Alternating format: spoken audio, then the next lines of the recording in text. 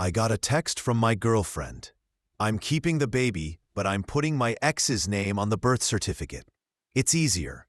My reply was one word, okay. Then I canceled the lease on our apartment, forwarded her message to the ex, and sent him a "Congrats, you're a dad" gift basket. The call I received next was from his furious wife. Background: I'm 31, male. I got that text while I was sitting in the waiting room for my girlfriend's first prenatal appointment. Let that sink in. I was there to support her 10 feet away, and she dropped that bomb via text. I could see her through the glass doors, on her phone, not even looking up to gauge my reaction.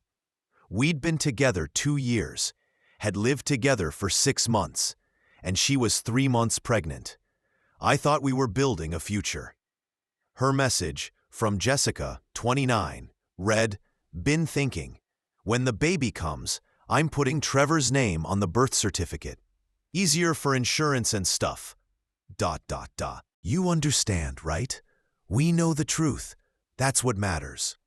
Trevor is her ex, the guy she had insisted she hadn't spoken to in over a year. I texted back, "Okay."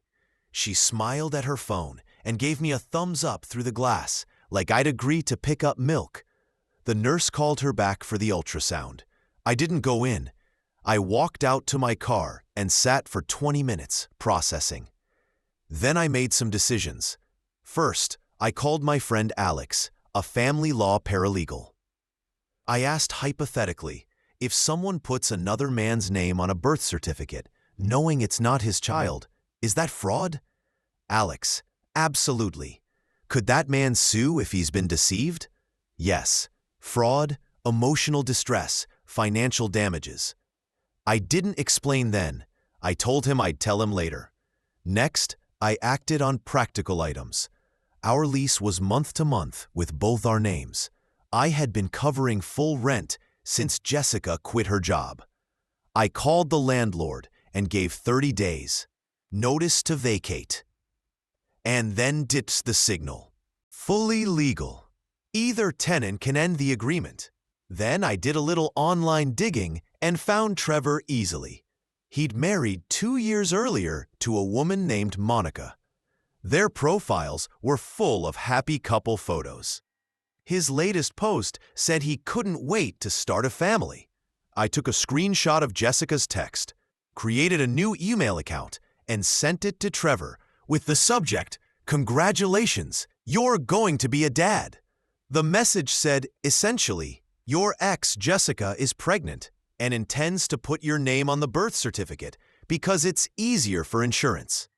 You should know, since you could become legally and financially responsible. Because I was angry and hurt, I also ordered a "Congratulations, new dad" gift basket to Trevor's work address I found on LinkedIn. The card read, "From Jessica and the baby. Can't wait for you to be involved." By the time Jessica returned, I'd started packing my things. She asked casually if everything was okay. I said I had a work thing. She believed it and spent the evening talking about baby names and nursery colors. I nodded while mentally listing what I would pack. That night, her phone started blowing up. She declined calls at first, then finally answered one on speaker, not realizing I could hear from the bedroom. It was Trevor, furious. He read the text I'd sent and had already been confronted by his wife Monica, who thought he'd cheated. The exchange went from stunned to angry quickly. He said it sounded like fraud and hung up. Jessica stormed into the bedroom, demanding to know if I had sent the text to Trevor. I feigned ignorance.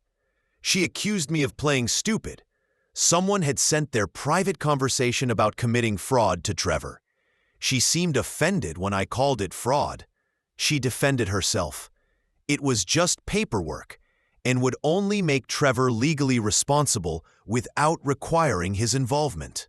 I pointed out that Trevor was married and that this could ruin his marriage. She shrugged. Not my problem. The next morning, while Jessica showered, her phone rang. Caller ID, Monica. Jessica played the voicemail later. Monica's message was direct and hateful. "You pathetic home-wrecking piece of trash. If you put his name on any document, I will sue you. I'm a lawyer." Jessica left the house. She called the situation dramatic. Later that afternoon, I got a call from an unknown number. It was Monica. She asked if I'd sent the email to Trevor. I gave a half answer, but confirmed that Trevor had been about to be made legally responsible for a child that wasn't his. She thanked me and said I had probably saved her marriage. She recommended a paternity test and said Trevor should talk to a lawyer and document everything. That evening, Jessica told me she'd stay with her mom until things cooled down. I told her things wouldn't be calm if she hadn't tried to commit fraud. I confronted her.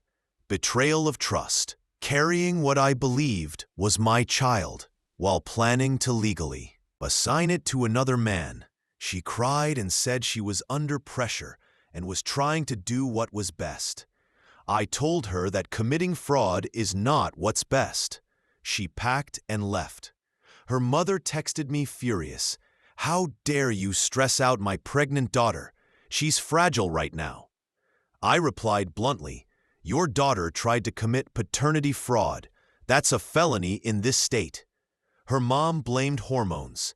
I didn't respond. The next day, I took time off work and moved my stuff out. I left most of the furniture. It had been mostly hers. But I took the things I'd bought: TV, gaming console, coffee maker, the good pans. Maybe petty, definitely satisfying. That's the story. Short, direct, and factual. What you asked for. Professional, minimal drama, same structure and key points preserved. Want this adapted into a voiceover-ready script with timing marks? Or turned into a thumbnail title plus SEO description for YouTube? Which one next? Lease ends in 30 days. Your mom can probably help with rent. Good luck with Trevor's insurance. Update 2. Jessica completely lost it when she came home to a half-empty apartment and an eviction notice. The texts started instantly. "Where are you? Where's your stuff? The landlord says you ended the lease. You can't do this. I'm pregnant. Answer me. This is illegal. I'm calling the cops." And she actually did call them. When the police reached out, I explained that I had legally ended our month-to-month lease and removed my own belongings. They told her it was a civil issue, not a criminal one. Then came the family intervention. Her sister Lauren called first. "You need to man up and take responsibility." "Responsibility?" I said. "She tried to put another man's name on our baby's birth certificate." Lauren argued it was just for insurance. I reminded her that's called fraud, an actual crime. "You're abandoning your child," she snapped. "I'm not abandoning anyone," I replied. "I'll take a paternity test when the baby's born. If it's mine, I'll be there. But I'm not staying with someone who sees fraud as a quick solution." Next, her father Robert called. He took a softer approach. "Son, I know Jessica made a mistake." "A mistake?" I said. "She planned to falsify legal documents and make another man responsible for her child." He said she wasn't thinking clearly.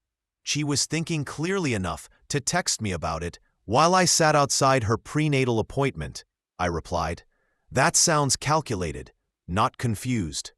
"Can't you forgive her for the baby's sake?" he asked. "I can co-parent," I said, "but I can't trust her. She's shown me who she really is." Meanwhile, the situation with Trevor and Monica was heating up. Monica wasn't taking it lightly. She had a lawyer send Jessica a cease and desist letter warning her that any attempt to use Trevor's name on documents would lead to immediate legal action. Jessica, thinking she could fix things, decided to message Trevor directly. I know this because Monica sent me screenshots. We'd been sharing updates. Jessica texted, "Hey, I'm sorry about the misunderstanding. can we talk? Trevor, no, don't contact me again. Jessica, it's not what you think. I just needed help with insurance. Trevor, that's fraud. My lawyer says any further contact will be considered harassment. Jessica, your wife made you get a lawyer? Controlling much? Trevor, my wife saved me from being baby-trapped by my crazy ex. I'm blocking you. Then Jessica tried to play the victim on social media, posting about how some people can't handle a woman trying to provide for her baby, and how the person she loved betrayed her. The comments weren't what she expected. A mutual friend wrote, "Didn't you try to put your ex's name on the birth certificate?" Another commented, "That's literally fraud, hun." Even her cousin added, "Girl, delete this. You're embarrassing yourself." The post disappeared within an hour. Then came the emotional pressure. Jessica's mom called me in tears. "Please come back. Jessica's having complications from stress." "What kind of complications?" I asked. "High blood pressure. The doctor says she needs to avoid stress." "Then she should probably stop committing fraud and manipulating people," I said. "How can you be so cold? That's your baby." "Is it?" I replied, because she was ready to name her ex as the father. "She made a mistake," her mom insisted. "No, Diane, forgetting to buy milk is a mistake. This was a calculated plan to deceive and commit a felony." For days, the guilt trips continued. Sad photos, emotional messages, stories about struggling pregnant women. 3 months later, the baby was born, a little girl named Sophia. She's 2 weeks old now. I was at the hospital, though not in the delivery room. Jessica didn't want me there. But through my lawyer, I made it clear I wanted a paternity test immediately. Jessica initially refused, calling it insulting and proof that I didn't trust her. But when hospital staff explained I had the legal right to request testing before signing anything, she gave in. Results came back within 48 hours. Sophia is mine. The relief was instant, but so was the anger. Realizing Jessica was willing to cut me out of my daughter's life just to get better insurance coverage. Then came Jessica's next move. With the test confirming I was the father, she assumed I'd move back in and play happy family. "See," she said, "I told you she was yours. Now we can put this behind us." "No, Jessica," I said, "we're not getting back together. I'm filing for joint custody." Her face changed from hopeful to "You can't take my baby." "Our baby," I corrected. "And I'm not taking her. I'm asking for joint custody." "That's not fair," she yelled. "Fair?" I said. "You tried to commit paternity fraud. I have it in writing." She tried every trick: guilt, tears, manipulation. "Sophia needs her parents together." "You should have thought of that before the fraud." "I'm breastfeeding. She can't be away from me." "Pumping exists. You don't know anything about babies. YouTube and parenting classes exist. I'll make sure you never see her." Good luck with that in court. My lawyer filed for joint custody immediately. Jessica countered by requesting full custody with supervised visitation for me, claiming I was unstable and had abandoned her during pregnancy. The court hearing took place last week. Jessica showed up in full victim mode, soft voice, teary eyes, the whole act. Her lawyer argued I'd abandoned her while she was pregnant. Then my lawyer presented everything. The original text where she planned to poop. During the hearing, my lawyer presented everything. The text exchanges where Jessica openly admitted her plan was for insurance purposes. The statement from Monica about Jessica trying to make her husband legally responsible for another man's child, and the cease and desist letter Jessica received. We also submitted character statements from my employer and a few neighbors. The judge's reaction said it all.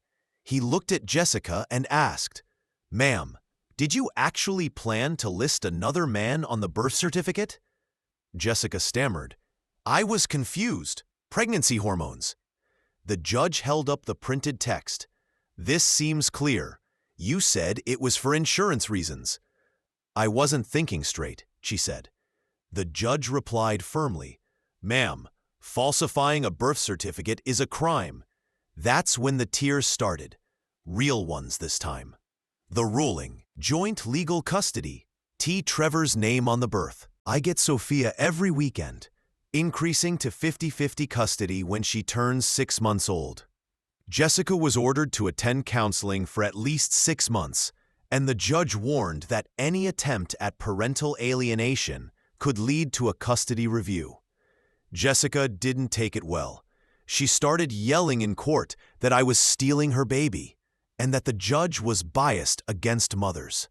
He warned her about contempt, and her mother had to physically escort her out of the courtroom. Aftermath? Since then, Jessica's been telling people I abandoned her and stole her baby.